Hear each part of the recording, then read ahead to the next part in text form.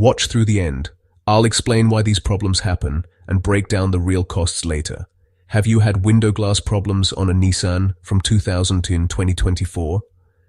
This guidance applies broadly to Nissan vehicles, including many years from the early 2000s through current models. Are you seeing bubbles or blisters inside the glass that will not wipe off? Do you notice hazy patches, edge lifting, or a wavy-looking spot that distorts your view? Did a window or windshield crack, and you cannot find any rock chip or impact point? Or did it crack shortly after delivery with no obvious outside cause?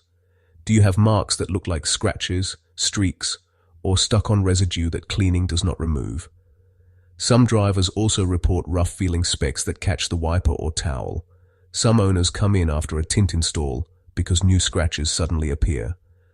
Others come in after a car wash, thinking the glass itself is defective. This is not a recall because it does not order a safety repair for every vehicle. This is a technical service bulletin and dealer policy guide, bulletin NTB 17019H, with tracking ID 110100201. The main point is simple. It tells dealers what glass damage is warrantable. It also warns that certain types of damage can be denied and charged back. It is common to see a bulletin like this when a pattern keeps repeating at dealerships. It is meant to keep decisions consistent across many models.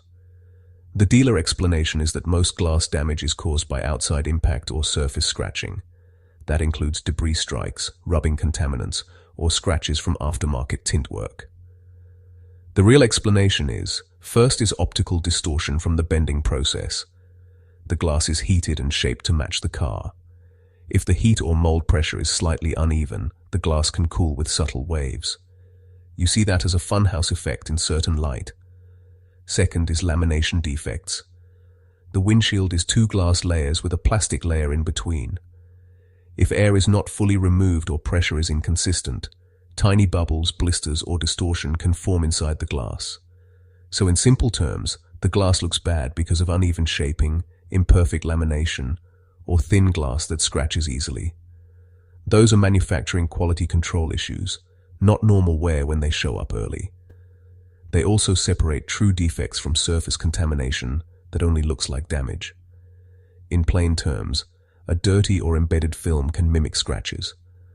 When the glass has a manufacturing or assembly-related defect, the bulletin calls out issues like bubbles and blisters. It also calls out adhesion problems and cracks tied to improper installation or damage during assembly. When the damage is from an object strike, a scratch, or tint installation, the dealer treats it as customer responsibility. The same goes for foreign material stuck on the glass surface. Here is what the dealer typically does first. They inspect for an impact point, edge chips, or a clear scratch path. If the problem looks like foreign material on the surface, they try removing it as a cleaning step. One method mentioned is careful cleaning with very fine steel wool, like Maxima 1000. If cleaning removes the marks, the solution is simply restoring the surface and stopping the abrasive source. That might mean changing wipers, cleaning grit, or adjusting how the glass is washed. If the glass shows bubbles, blisters, adhesion failure, or an unexplained crack that fits a defect pattern, replacement is the usual fix. The key is proving it is not impact-related. People online often say the outcome depends on documentation and inspection details. Many recommend taking clear photos, showing no impact point, and describing when it started. You will also see people say dealers may deny coverage if tint was installed or if any chip is present. Others say a different dealer may approve replacement when the defect is obvious. Now let's talk about what the dealer usually does to solve it. First, they inspect the glass closely under good lighting. They look for chips, impact points, and scratch direction. If it looks like surface contamination, they try professional cleaning. That can include clay, specialty cleaners, and very fine polishing. If the marks are from wiper drag or grit, they replace the wiper blades.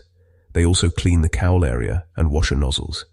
If it is light surface scratching, some dealers will attempt glass polishing. Many will recommend replacement instead, depending on severity. If the glass has bubbles, blisters, delamination, or a defect pattern, replacement is the solution.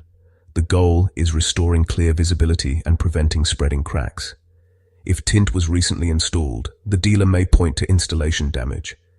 In that case, they usually deny warranty and recommend replacing the glass.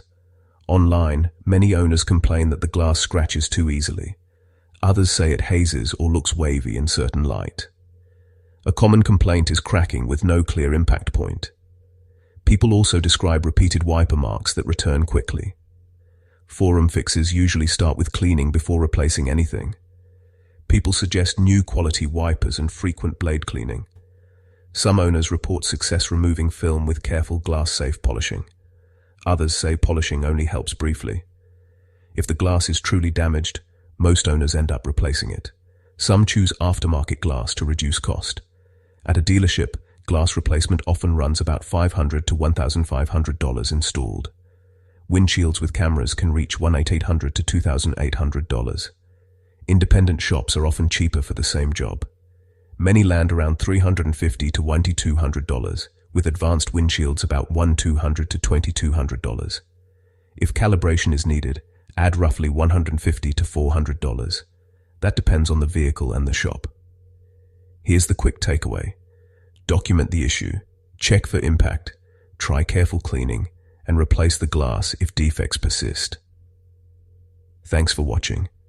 And if this sounds like your Nissan, hit like, subscribe, and comment your exact symptoms down below.